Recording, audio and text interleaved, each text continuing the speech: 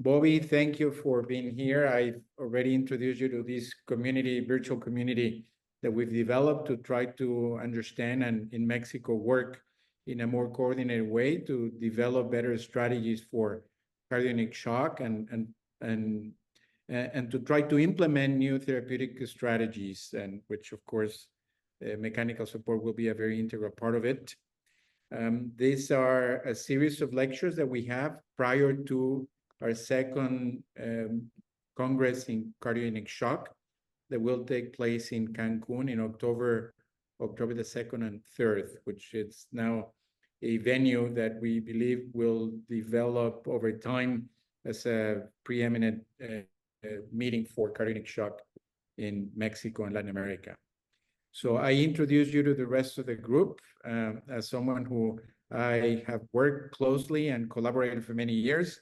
And I'll just say it again for the rest of the group. Bobby is a board-certified cardiologist with a specialization in heart failure cardiac transplantation. We worked together in Texas for a number of years. We both were colleagues at Baylor College of Medicine, which he led the heart transplant program at Texas Heart Institute, and then subsequently migrated again to the East Coast, to Richmond, Virginia, and then subsequently led the Abiomed heart failure program. And she's been an advocate for cardiovascular disease in women for a number of years with her involvement at the American Heart Association. So Bobby, we look forward to a very exciting conversation, hear what you have to tell us and share with us your knowledge. And we'll have time for a session for question and answers at the end of your presentation. So we have here, you'll have a number of people across Mexico in this virtual session. We have members of the medical school at Tec de Monterrey and cardiologists actively managing patients with shock. And we look forward to spend this next 45 minutes with you. Thank you once again. Thank you, Guillermo. It's a pleasure to be with you. I'm going to try to share my screen. And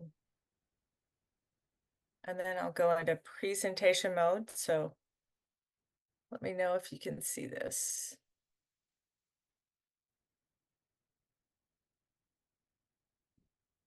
So Guillermo, it's a pleasure to be with you and talk about devices and cardiogenic shock. I appreciate the kind introduction, but I will also say to those listening, I never envisioned being part of industry. Although my Bachelor of Science was in engineering, and certainly Guillermo, you and I worked with devices to care for patients, I ultimately realized to have the greatest impact on the development of new devices, medical industry really needs to hear from clinicians. And so I'm excited to share with you some up and coming potential therapies for our patients. Keep in mind, I am a full-time employee of Abiomed, although I did work at the bedside like you, Guillermo, for 25 years before joining. The 3CTN, which is Critical Care Cardiology Trial Network, showed us in 2019, contrary to popular belief, the predominant form of cardiogenic shock in our ICUs is non-AMI shock. Yet most of the evidence today has been generated around patients with acute MI, namely STEMI, who develop cardiogenic shock. And not only are patients having non-AMI shock, almost a quarter of them present in biventricular failure. ANOVA published from their single center experience, the mortality rate for their patients with AMI shock is slightly higher, but yet it still remains high a year after discharge, as well as heart failure shock. The phenotype of those two patient populations are very different, with AMI patients being usually older in age, having more diabetes, more cardiac arrest. But the acute on chronic heart failure who present in shock have lower EFs, usually a lower cardiac power output or overall cardiac output, higher wedge pressures, and higher pulmonary artery pulsatility index. So let's start with AMI shock. This is where we have the greatest evidence. A lot of this was generated from a observational registry with a National Cardiogenic Shock Initiative, where patients were identified early and stabilized and then revascularized in the setting of their acute STEMI. And there was a strong recommendation for systematic use of a right heart cath to guide therapies, both mechanical support as well as vasoactive therapy. In NCSI, we saw for the first time survival rates eclipsing 70% at hospital discharge by following a strict protocol focusing again on early identification, routine use of right heart catheterization to guide the need for escalation, both with left-sided escalation as well as identification of RV shock, and the need for temporary MCS support on the right side. Again, ANOVA looked at their own survival rates in 2017 and found they were far below the national average, and certainly far below that was reported by NCSI at 44% survival rate. By instituting a protocol and engaging all the key stakeholders, including their EMS, their ED physicians, their spoke hospitals, their interventionalists and surgeons, as well as their heart failure cardiologists, over the course of 18 months, they improved their survival and AMI shock to 82%. So we've seen that a standardized team-based protocol does equate to better outcomes. Also, importantly, in the ANOVA experience, not only did their protocol drive early identification, early weaning of inotropic support, early temporary MCS support using Impella, as well as a mandatory right heart cath, they demonstrated every 60-minute delay an appropriate escalation to temporary MCS support was associated with nearly a 10% increase in mortality, really highlighting the impact of time to support as a critical metric for all of us to follow in improving outcomes for cardiogenic shock.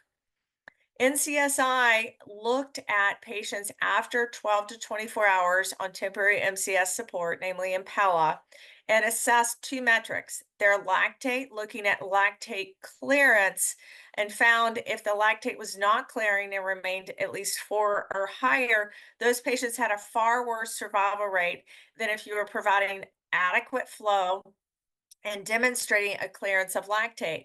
They also found that patients who had a CPO of greater than 0.6 did better than those with a CPO of less than 0.6. So the highest survival rate in those patients who clear their lactate and have a CPO greater than 0.6 at 88%, versus those who have a consistently low CPO and a high lactate only have a 29% survival rate. They also saw a frequency of right ventricular dysfunction in patients presenting with AMI shock, with over a third of the patients having RV dysfunction, and that correlated with a 3 times increase in the risk of mortality. Their Impella RP best practices focus on identification of the patient who needs right-sided escalation and provided right-sided support in a timely fashion. Again, the impact of delayed treatment does worsen survival to 46% versus patients who have early or immediate support of the right ventricle have a 79% survival rate. And it's important prior to leaving the cath lab in the setting of AMI shock to reassess the PAPI and ensure that it's greater than 0.9 to determine if your patient needs right-sided support to prevent the cascade of RV shock and RV failure prior to leaving the cath lab. We also saw in the Recover Right trial, which was led by Mark Anderson, a cardiac surgeon, with the use of Impella RP in patients with cardiogenic shock. And when they looked at initial survival rate of 72% and comparing to historical Centromag, it was far greater. That was at 42%. However, it was key that Impella RP was implanted in a timely fashion. Once the device was approved and in routine use, in the early post-approval study, many patients in multi-organ failure were implanted, highlighting a reduction in survival rate if the device is implanted too late. With intense education on early identification of appropriate patients who need support, the survival rate was again well over 72% at 87%, with an overall survival rate of 72%. This highlights the necessity of identifying patients who need RV support early and escalate, and not wait until they're in liver failure, renal failure, and multi-organ failure. So let's turn from the most recent study presented this year at ACC with Danger Shock. This was a trial that took 10 years to enroll. From the time the initial rationale paper was published in 2019 to this final study results in 2024, it was 5 years, but it's the first clinical trial to show a benefit of the use of temporary MCS support in the setting of acute MI shock. Previous trials, including IAPB shock in 2012, looked at a 30-day time point for their primary endpoint at all-cause mortality and showed no benefit in patients who received a balloon pump versus those who did not. And then the ECMO cardiogenic shock trial, published 10 years later in 2022, showed that the use of VA ECMO versus early conservative therapy did not change a 30-day composite endpoint. Then ECLS shock, presented last year by Holger Thiele, showed that early ECLS versus medical therapy also did not improve a 30-day all-cause mortality. However, Danger Shock, submitted this year and presented at ACC and simultaneously published in the New England Journal of Medicine, showed a positive benefit, but looked at a 180-day all-cause mortality. Importantly, Danger Shock was led by a critical care physician who saw the total trajectory of these patients' course after their initial acute MI and designed the trial to assess patients at the 180-day mark. So what else was different about these trials? In the IAPB shock trial, there was a recommended systolic blood pressure target with a recommendation to use a PA cath, and device weaning strategy was defined. In ECMO CS, we saw all treatments and care were per standard of care. There was a recommendation for LV venting and limb ischemia prevention, but it was left at the discretion of the investigator. In ECLS shock, we see a recommended MAP target. Antegrade perfusion sheath was recommended, as well as arterial line monitoring, but there was no mandatory use of a PA cath nor recommendation of right heart cath to guide treatment. LV venting and device weaning criteria, however, were defined. The difference in Danger Shock, there was attention to detail with the therapy in the ICU. It was identified that patients would have a minimum support of 24 hours of Impella CP after implant.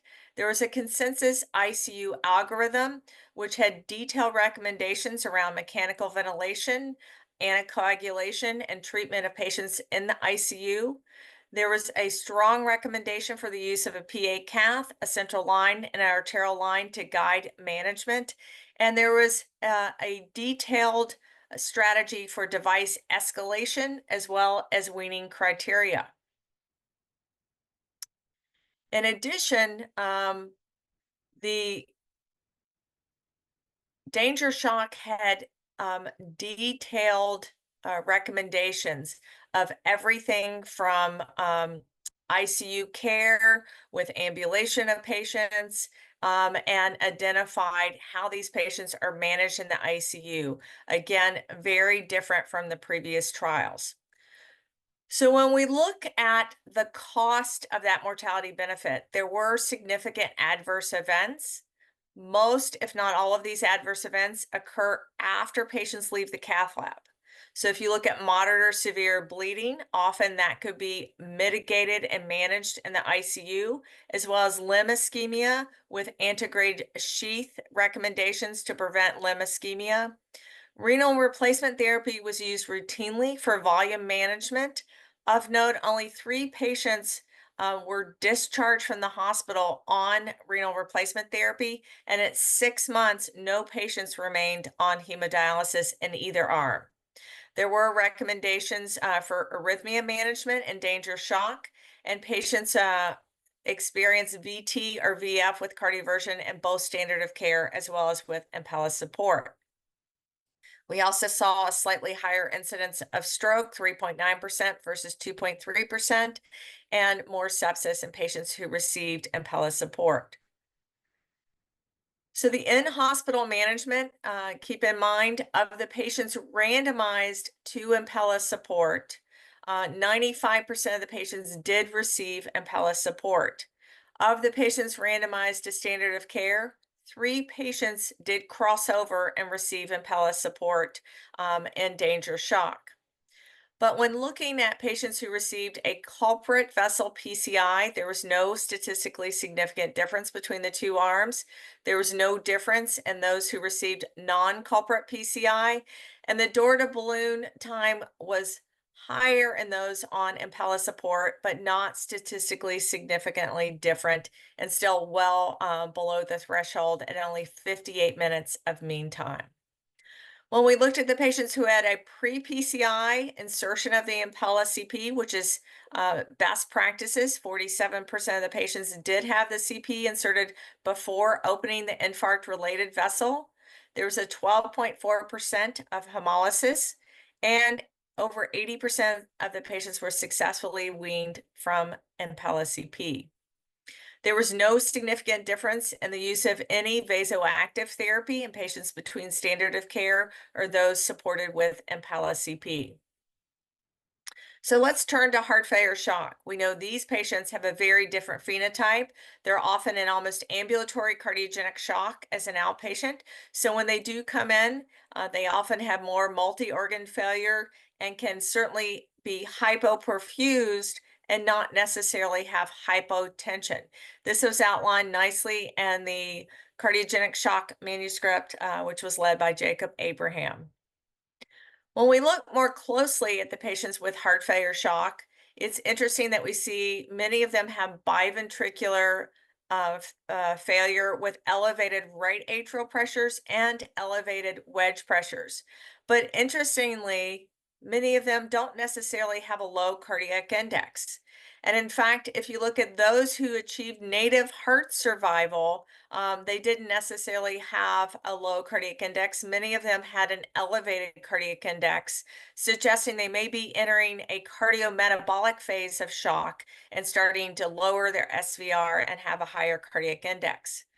But what was paramount about this patient population is that they definitely had signs of end-organ dysfunction with an elevated serum creatinine, an elevated INR, and an elevated total bilirubin. When we look at patients with heart failure shock, initially, most of them have acute on chronic shock. There is about 25% of the patients who have de novo shock, but de novo shock patients actually have a higher mortality rate of 32% as opposed to those with acute on chronic heart failure at 22%. And importantly, de novo shock patients have a higher prevalence of not only survival, but also recovery and are less likely to need a heart replacement therapy. So it's critical that we can support these patients with de novo shock using temporary MCS support. And that is a patient population who is very likely to achieve heart recovery if we can support them through that initial phase of cardiogenic shock. You can see the varying etiologies of de novo shock, including myocarditis, arrhythmias, and idiopathic causes. So when we look at the SKY stages, which were developed to describe an AMI shock patient population, the cardiogenic shock working group further defined them to help us identify the appropriate SKY stages and the heart failure shock patient population. Again, focusing not only on hypotension, but hypoperfusion to identify the appropriate SKY stage for patients who present with acute on chronic heart failure. Importantly, of those patients who present with SKY stage B, 90% of those patients do progress from SKY stage B, with a majority ending up in SKY stage D or E. And the average time for those patients to progress is 52 hours. So although a patient may present in Sky Stage B and you think they're not in shock, and you relax, that is a very high-risk patient population. And you essentially have 2 days before that patient is likely to progress to Sky Stage D or E, and they warrant very close observation and continued monitoring of their lactate to ensure it's clearing and not continuing to elevate. You can phenotype these patients even to the next level, looking if the patient is congested or not. So those non-congested shock patients have lower filling pressures. They usually have mild to moderate hypotension, but they also have the best survival rate as opposed to those who are already having cardiorenal shock with higher filling pressures, starting to see involvement of their renal function. And then those who progress to cardiometabolic shock, where you see continuing to rise lactate levels, you start to see liver involvement. And those are the patients that have the highest mortality rate and often the most severe hypotension on presentation or as they progress.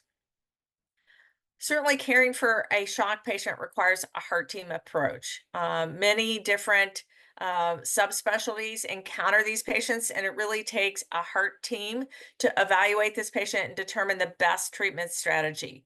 It's critical to involve palliative care early on and the assessment of these patients to determine the patient's care goals and include that and developing their treatment strategy. Many centers do not have all the tools in place to support patients with temporary MCS support. So it's critical to assess where a patient has their cardiogenic shock, and if it's at a spoke hospital, to facilitate communication and a timely transfer to a hub hospital where all the tools and therapies are available. Certainly, centers that have the ability to perform PCI, it's critical to do that for the acute MI shock patients, but then to evaluate the patient to see if you don't have the capability for Impella CP or Impella 5.5, if the patient needs to be transferred to a hub center for a high level of support. And certainly, those PCI hospitals that don't have the shock team or shock capability can certainly do the acute MI and open the infarct related artery, but need to transport these patients and transport them timely.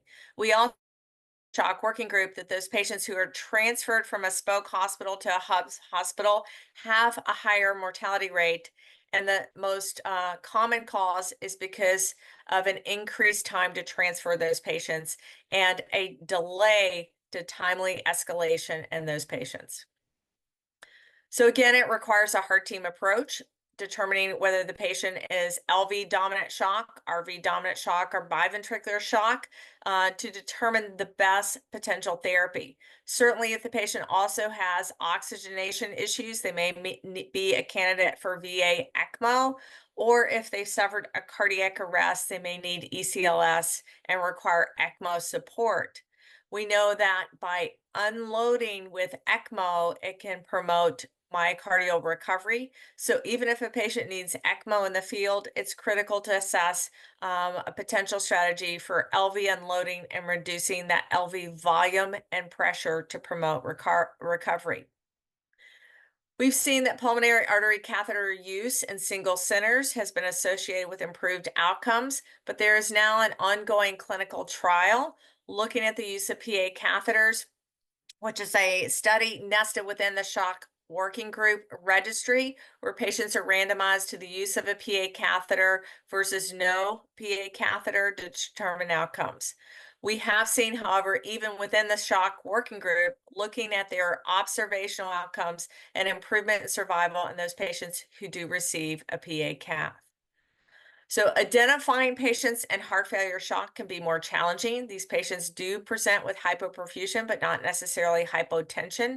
So it's important to look not only at their lactate, but their renal function, their liver enzymes to determine if they are hypoperfused.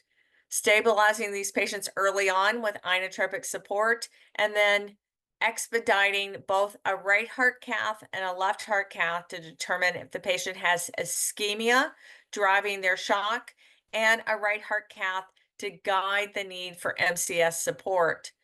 Again, keeping the patient's goals in mind, involving conversation with the patient and their family members, as well as engaging with palliative care to determine the patient's goals and ultimately set the strategy for myocardial recovery or remission, bridging this patient to a replacement therapy, such as a durable valve or transplant, or at times we have to bridge the decision until we can determine better whether the patient's a candidate for a replacement therapy. And certainly don't forget about the potential need for revascularization.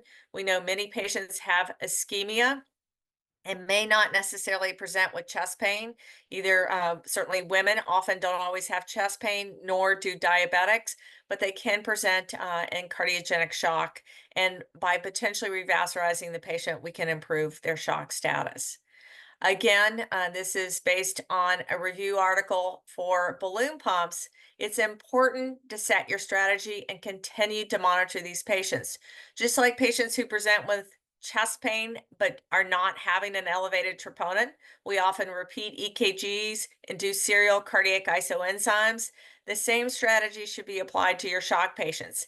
If they initially are hypoperfused and or hypotensive, you can initiate therapy with inotropes and or a balloon pump, but these patients require frequent reassessment. And if you're not clearing your lactate nor improving their hemodynamics, it's important to reevaluate the patient and consider escalation to temporary MCS support.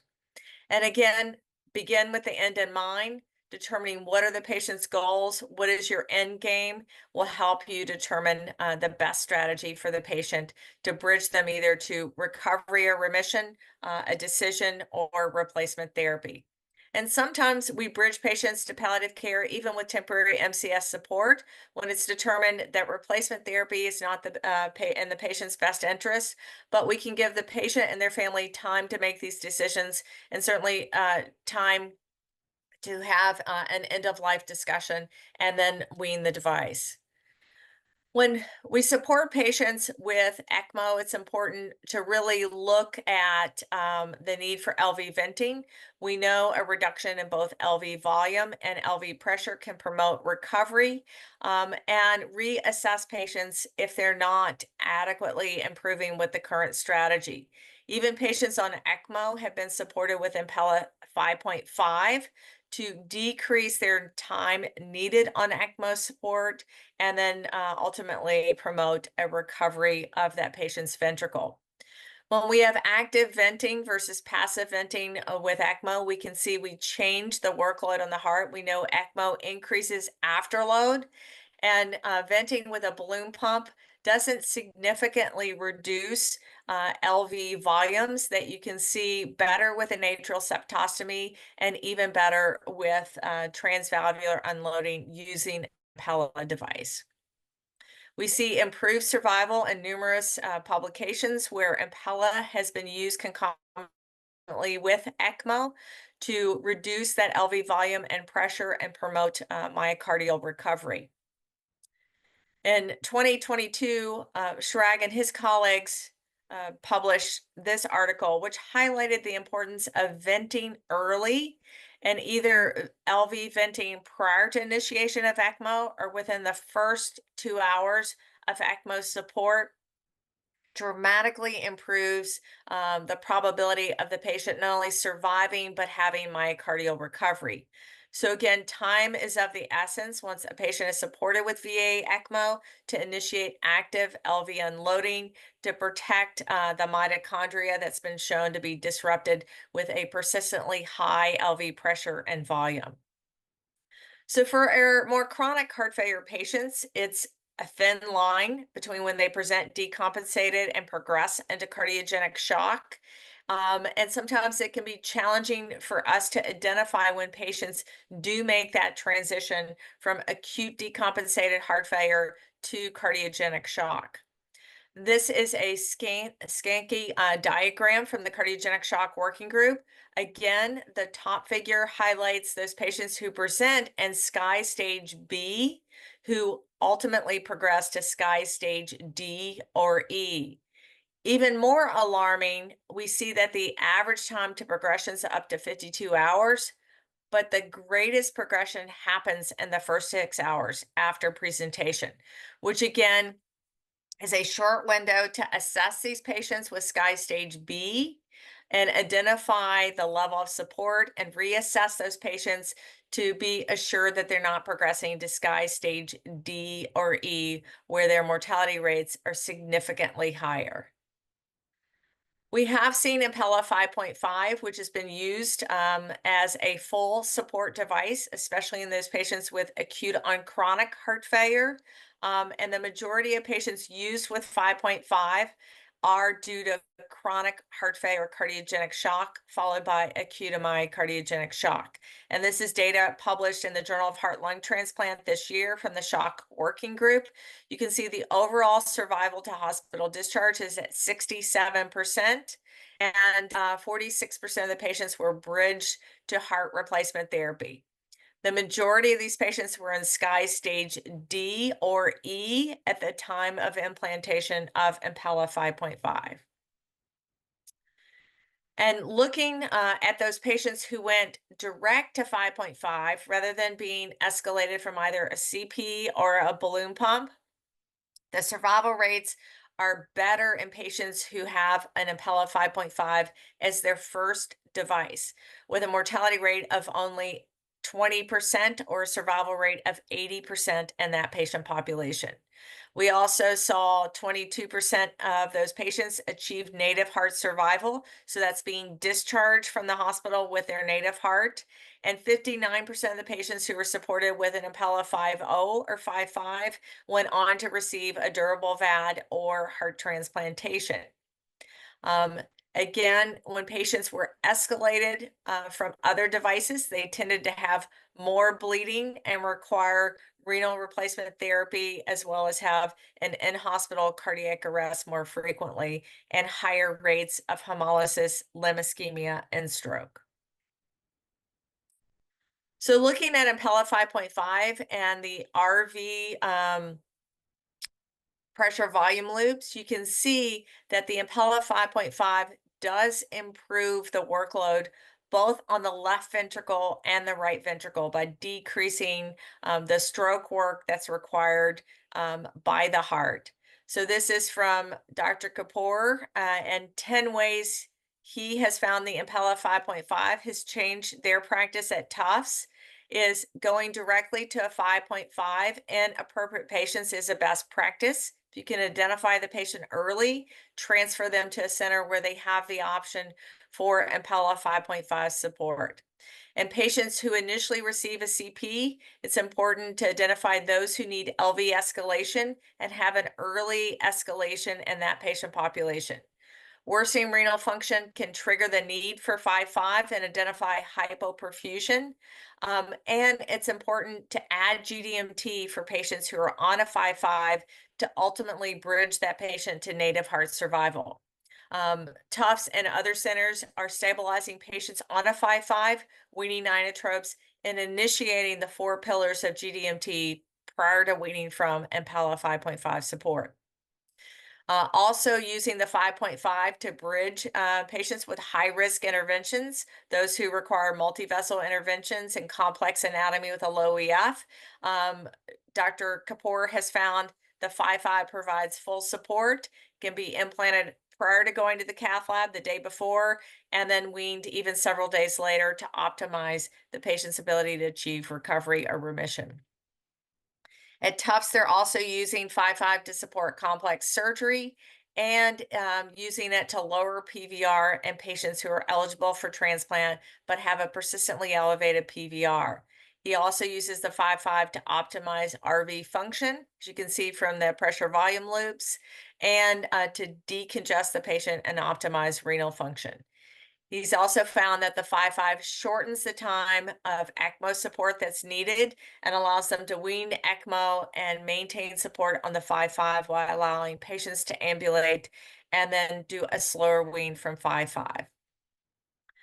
So keep in mind the patient journey is different in patients with acute MI versus heart failure shock, and that there's often a longer duration of support in patients with more chronic heart failure shock, which makes it critically important that that post-device period has attentive to detail, maintains best practices with managing patients on support, ambulating patients, adequate anticoagulation, initiating even GDMT to promote recovery in eligible patients, as well as supporting those patients, improving nutrition and frailty, and those who require replacement therapy with a VAD or a transplant. Kanika Modi at Hackensack, which is a destination therapy center, a non-transplant center, has presented at both ISHLT and ACURE their experience using 5.5 to bridge to GDMT. Of over 150 patients receiving Impella 5.5 at their center, 49% of the patients were discharged with their native heart intact and many of them on optimal GDMT at the time of discharge. 50% of them achieved 3 pillars by discharge.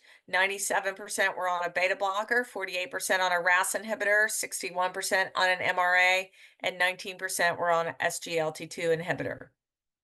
Just this year at ASIO, Jacob Abraham and the Providence team published their results with Impella 5.5 and GDMT, as well as patients who were on a CP or a 5.5 who received GDMT. And they found any Impella patient who was on GDMT while on temporary MCS support had a much better survival rate than those who did not tolerate GDMT, with only a 24% mortality rate in those patients who received GDMT while on temporary MCS support, and a 46% mortality rate in those patients who did not receive temporary MCS support. Highlighting again the beneficial effect of GDMT and the prospect that a hemodynamic support with Impella 5.5 as a platform can facilitate initiation of GDMT even in cardiogenic shock patients. I did want to share with you that we are initiating at Abiomed a pilot study with the use of Impella 5.5 for GDMT optimization. As you can imagine, talking to 12 different cardiologists, there's 12 different ways to initiate therapy. So the intent of this study is to establish best practices and focus on any adverse events from medications by using the 5.5 to provide hemodynamic stability, wean off inotropic and vasoactive therapy support, and initiate GDMT. This will guide future studies, including our ultimate Bridge to Recover study, but this is the initial step with developing best practices. For those of you who may or may not have seen patients on an Impella 5.5, it's implanted in the axillary artery and does facilitate ambulation of patients. We have patients who are exercising in the ICU. Even at Mayo Clinic Jacksonville, they have an Indy 500 where patients compete walking around the hospital. Recently, one of their patients walked the entire distance of a marathon in one day on an Impella 5.5. So they even have a course that allows the patients to leave the hospital and walk outside. They name their pumps and actually are able to have fun while they're awaiting their transplant or durable VAD. I also wanted to share with you some recent data from SURPASS. This was presented last year at THT of 337 patients. SURPASS is an observational registry of patients who receive Impella 5.5 for all indications. This analysis focused on those patients who had heart failure, cardiogenic shock, and looked at patients who had Impella 5.5 alone versus those who had Impella 5.5 with other therapies. Again, the median duration of support is over 17 days with an ICU length of stay of 32 days prior to hospital discharge. But overall, there was a 71.9% survival at hospital discharge, and the best survival is in patients who received an Impella 5.5 as their first and only device at 81.1% at hospital discharge. The SURPASS registry has up to 1,000 patients. We will be submitting for publication a more updated version of this, which I can tell you shows an even higher survival rate at over 85% in those patients who achieved an Impella 5.5 for their single therapy and first line of therapy. This comes from a meta-analysis looking at Impella 5.5 and a systematic review, and you can see the benefit is with Impella 5.5 in patients who achieved survival to hospital discharge. We also have another small study ongoing looking at the use of Impella 5.5 preemptively to prevent post-cardotomy shock in patients who are at high risk of developing post-cardotomy shock. So there's 100 patients that will be enrolled in the US and 100 patients in the EU. The patients are all vetted by a screening committee to determine they are indeed at high risk of developing shock. And the Impella 5.5 is implanted prior to weaning from cardiopulmonary support.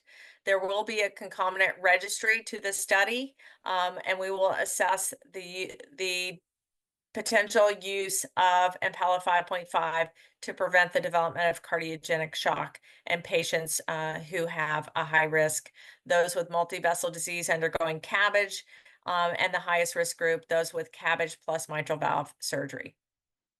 I also wanted to close by sharing with you Impella RP Flex, which is the newest device approved at Abiomed in October 2022 for temporary RV support up to 14 days. It does allow for IJ placement. It's a 22 French pump on an 11 French catheter and can flow up to 4 liters per minute. There's an optical sensor for the CVP and a differential pressure sensor that will measure the difference in the CVP and PA. Excuse me. And it will calculate a PAPI. Certainly the PAPI is meaningless when you're on full support, but becomes valuable as you're weaning the Impella RP.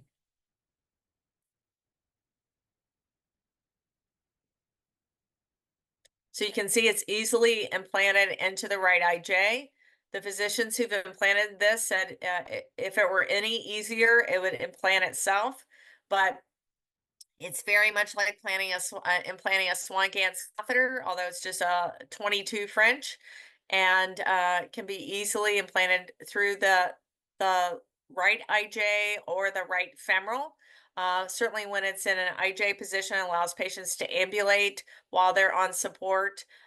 With the 3-point restraint, it is very stable while patients do ambulate and are on support for RV shock. The first case was recently published in a SIO. This was a case out of Tampa General. It was a 40-year-old post-transplant that developed RV shock. You can see his hemodynamics, his CVP was 22, his wedge was 21, index was 1.84, and his PVR was 1.7. He was on extremely high dose inotropic support of dobutamine 7.5, milrinone 0.5, epi, and inhaled nitric oxide, as well as CRRT. He developed AV dissociation, and the only reason there was a delay is this center didn't have RP Flex on the shelf, but because the patient's small stature, he was not eligible for Protect Duo. So our local team mobilized, trained the team at Tampa General, and were able to get the patient implanted expeditiously. He was implanted on post-op day 12 and supported for 13 days. He ended up being discharged home on post-op day 50, returned to normal sinus rhythm, was discharged with normal renal function, and his pre-discharge echo showed an EF 60-65% and a TAPSE of 1.6. And the last report I received from the team is he's continuing to do well. So I'll just close by saying a close partnership between Abiomed and you as clinicians will promote the best outcomes for patients. We're always anxious to hear from clinicians. What are your patients' unmet needs? How can we meet those? Both with device iterations as well as programmatic development and support. So with that, I appreciate your time today, and we'll leave you with this QR code. This links to our investigator-sponsored grant program. We're always happy to receive grants for research. These are the 4 areas that we're requesting proposals. If you have one outside one of these 4 areas, we'd still entertain that. But keep in mind, Danger Shock was an investigator-sponsored study. It was not executed by Abiomed, so these can be very high-level studies, and we'd welcome any proposals from you on studying the use of Impella for patients with cardiogenic shock. So with that, I'll leave you with my email. Feel free to reach out to me if you have any questions or if we can be of service or support to you in your program.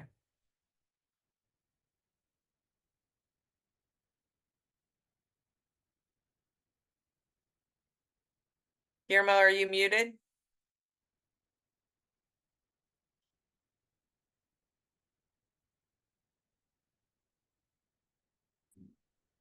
Okay, I think we got it, Bobby. That's it. Thank you. Now, I think I was muted for a moment. A terrific lecture, and it's a very extensive discussion on how to use support in a variety of conditions. And of course, Impella really has transformed the way we practice over the last few years. I'm going to make a few comments, and then I want to open the discussion for the audience just to engage everybody in conversation. So for those of you that are in the audience, just you can raise your hand, and I will pass on the mic to have this question. But I'm going to make a couple of comments, Bobby, while people turn their cameras on and maybe prepare questions. But there is something that's very important throughout the conversation, and is that it seems intuitive that the collaboration of the different groups and the team effort is what makes this successful. But I think that you highlighted the fact that in many of the trials, the complications following mechanical support do not necessarily occur within the implant procedure, but occur subsequently. And how we take care of patients following the acute intervention becomes the most fundamental part for the success of the program. And that requires a team effort. It doesn't really, at the end of the day, matter too much that fact that you can do the implant or that you can do the intervention. It's just have the collaboration of a group that can not only do that very safely and effectively, but manage the complications associated with the device, the perfusionists that understand device problems that can solve them, the ICU team that can manage the bleeding complications, ischemic complications. All of it really, it's more an art that requires a continuous effort. And I highlight that because, as you know now here in Mexico, we don't have the ability to have this level of support in many hospitals. But I think we need to be conscious and cognizant of the fact that we're going to have to learn to refer to centers that have higher level of proficiency, that have dedicated teams to make this happen. Because this is not one of those things that you can read in a book and do it. You have to have teams that are highly functional, understanding the problems associated with the implant, complications associated with the care of, and then understanding the management of a very complex patient, which is really what we see. So I think I just really wanted to reemphasize that once again, and maybe open the forum for discussion. I'm going to wait here and see if I see some hands to really give an opportunity to the audience to ask some questions. While you're waiting for that, I couldn't agree more, Guillermo. I think it's critical that these patients are managed well, both before and after the implant, and a huge focus on early identification. I think that's one of our greatest opportunities to continue to improve outcomes. Some centers have used machine learning and AI with their EMR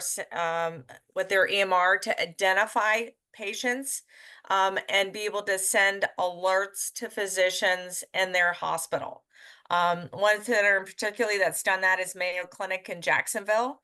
And they have an EMR alert that alerts a provider the patient's potentially in shock and will identify the SCAI stage of shock and link to an order set.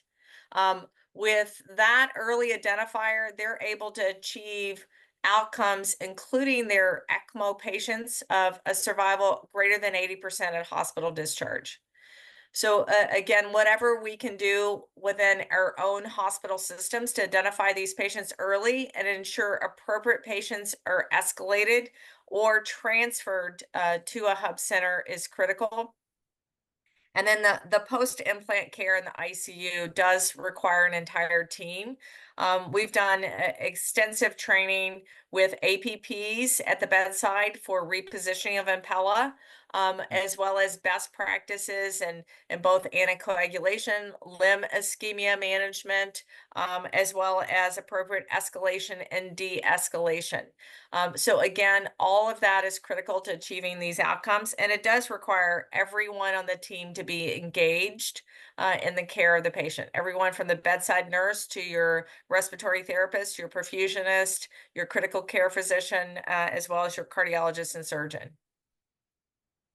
Thanks, Bobby. Vicente has a question here. Hey, Bobby, thank you for being here. Thank you for accepting being here with us. It was a terrific session. So we have a question from the audience, Dr. Marcos Ibarra, that he's asking about the controversial use of Impella, since the last report of Impella in high-risk PCI did not show benefit, and also regarding the renal function, since then danger shock showed as twice as much renal replacement therapy with Impella than like standard of care. What do you think about this? I'll start with the high-risk PCI. So keep in mind, analysis from claims data sets. It's very challenging to ascertain at the granular level timing of support, SCAI stages of those patients to really have a compared analysis. But the PROTECT 4 is an ongoing randomized controlled trial that is about 77% enrolled, looking at the use of Impella CP for high-risk PCI. So again, we anticipate enrollment will finish probably early 2025, and that will give us an analysis of the use of Impella CP for high-risk PCI. So again, an RCT is a higher level of evidence than a real-world evaluation because of the limitations of some of those data sets. And then with the comment around danger and the renal replacement therapy, again, it's common practice in Europe to use CRRT for volume removal. It was higher in the Impella arm, but importantly, and even this has been published in an editorial response by Jacob Moeller, the patients at hospital discharge, only 3 patients were discharged on dialysis, and at 6 months, none of the patients were on ongoing dialysis. So again, renal replacement therapy was used during the hospital stay, yes, but it didn't translate to a long-term need for renal replacement therapy. Bobby, there is another question here from the audience, and it is the fact that in Mexico, we don't have Impella 5.5 yet. I don't know when it will come. And then the person who's asking the question asks whether utilizing Impella CP in an axillary position may be of benefit, and maybe what type of patient may benefit from that. I guess the question in some ways, would that provide sufficient unloading, partial support, or would you think that that may be a reasonable alternative if somebody would you want to optimize pharmacological therapy just to get GDMT? And certainly Impella CP can provide partial support. It can't provide full support. The advantage of the axillary position, it does allow patients to ambulate while they are on support. So you can certainly use Impella CP. And you may need additional inotropic support if you have a patient who really needs more support than 4 liters. You may have to use additional inotropic support if you don't have access to an Impella 5.5. But again, using a right heart cath, ensuring that you're addressing a high SVR state and that patient population, you may be able to benefit a patient with a CP alone, and you have the added advantage of being able to ambulate that patient if they have the CP in an axillary position. The key aspect about a CP is continue to assess the position of the Impella CP to ensure you're in an optimal position, and that will reduce any occurrence of hemolysis. The other best practice with that is we find that when the CVP drops below 10, Now, a lot of times, Guillermo, you and I would be happy if the CVP was below 10, but our internal data tells us that when the CVP is below 10 in the setting of an Impella CP, that we see a higher incidence of hemolysis and a decreased filling of the LV. So many of these patients may have RV dysfunction and require a slightly higher filling pressure to optimize RV cardiac output. And if you have suction with any Impella device, you are going to increase the risk of hemolysis. So again, keep that in mind, that you really, ideally, you want your CVP right around 10. And do you have any data or any database that suggests what's the utilization of Impella CP in an axillary position for? We don't. We have our internal data set, but again, a lot of that that data is input by our clinical field team. It's not monitored data, so it's again things we haven't published, but it is used in the CP. I used it in my practice before I joined Abiomed for a patient we were bridging to transplant who had a very small axillary artery. It was too small for us to use a 5.5, so we bridged her with a CP. But again, a CP is going to give you partial support. It'll often be better than no support. But again, if you need a CP for a prolonged amount of time, you just have to be very in tune about the risk of hemolysis, maintaining your CVP at 10 or greater, and continuing to be assured that you have optimal position in your LV. Okay, terrific. Bobby, I just wanted to ask you, do you think with the most recent danger shock trial results, can we consider the Impella CP the standard of care in acute and cardiogenic shock? And that was the hypothesis Jacob Moeller had with danger, is the hypothesis was the CP should be the standard of care. So even Jacob Moeller's conclusion was it is the standard of care in patients with STEMI who have cardiogenic shock. They did not enroll non-STEMI patients with shock, but he said it's a standard of care. It does improve survival, but it comes at a cost with the adverse events. And the biggest focus now is really how to reduce those adverse events and mitigate those with attention to best practices and care in the ICU. Great. Importantly, and I will add to that, Recover 4 is a trial that Abiomed sponsored looking at acute cardiogenic shock, randomized again to add on to danger to increase the evidence. But the independent data safety and monitoring board, which are independent physicians, recommended stopping Recover 4. They felt it was unethical to enroll patients following danger shock. And so the national PIs for Recover 4, Bill O'Neill and Naveen Kapoor, took the recommendation of the Data Safety and Monitoring Board and recommended to Abiomed that we stop Recover 4 with the protocol as it is written today. So we have stopped enrollment in Recover 4. Again, keep in mind, Recover 4 was also using an EFIC process where patients had exemption from informed consent, and the DSMB felt like it was unethical for us to enroll patients, especially under an EFIC process after the results of danger shock were released. Thank you, Bobby. One final comment, one other question, and then we'll wrap up. Is I believe it was the PICO study, the one that's optimizing mechanically to reset heart failure to optimize GDMT.